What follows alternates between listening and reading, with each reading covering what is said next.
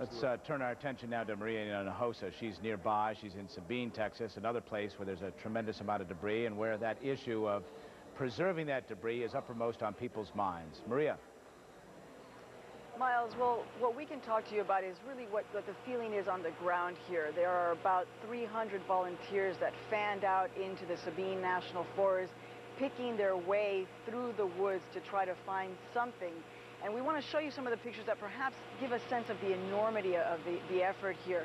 We ran into people as they were coming out of the forest in their yellow jumpsuits. You'll be beginning to see dozens upon dozens, really hundreds coming out of the forest.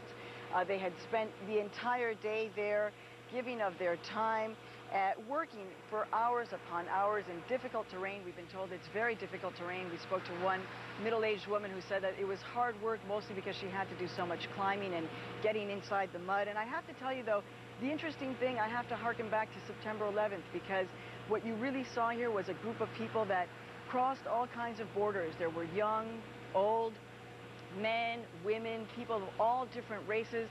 They certainly could have decided to spend this day trying to heal at home, but they decided that this was the work that they profoundly needed to do to heal. It's a national emergency, a national issue, and we all feel it's our responsibility to partake in this and help out any way we can. So we, Miles, after we saw them, we drove about half a mile or so. We were on our way back here when all of a sudden we happened upon another amazing moment, a very dramatic moment. We have been here for 2 days now. We have seen a lot of debris, most of it small. But when we saw these pictures, well, when we saw this particular piece, it really brought it all home, the enormity. It's such a huge piece. We're not sure what it is. We're not being told what it is. It looks like a cylinder. But whatever it is, you really get the sense that this was something that helped to power this shuttle forward, that moved it.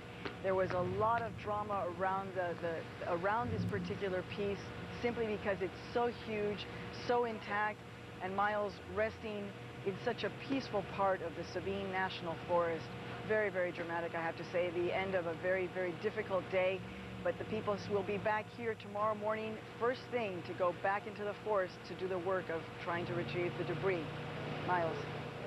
Maria Hinojosa, that's quite a discovery. It looks like the door where the attach point is between the Space Shuttle orbiter and that external tank. That's a remarkable thing to see as you're driving along, isn't it? It's incredible, Miles, and as I said, we've seen a lot of pieces of debris, but when you walk just right off the highway, literally off the highway, and you see it laying on another piece of a tree, it's amazing that this could have come down so intact. Again, amazing that no one was hurt on the ground as a result of these huge pieces that were coming down around the Sabine County area. Truly remarkable on that point. Maria Hinojosa. Thank you very much with our reporters all throughout the country here tracking this, the recovery effort, the investigation, and the very human and poignant story as well. Anderson?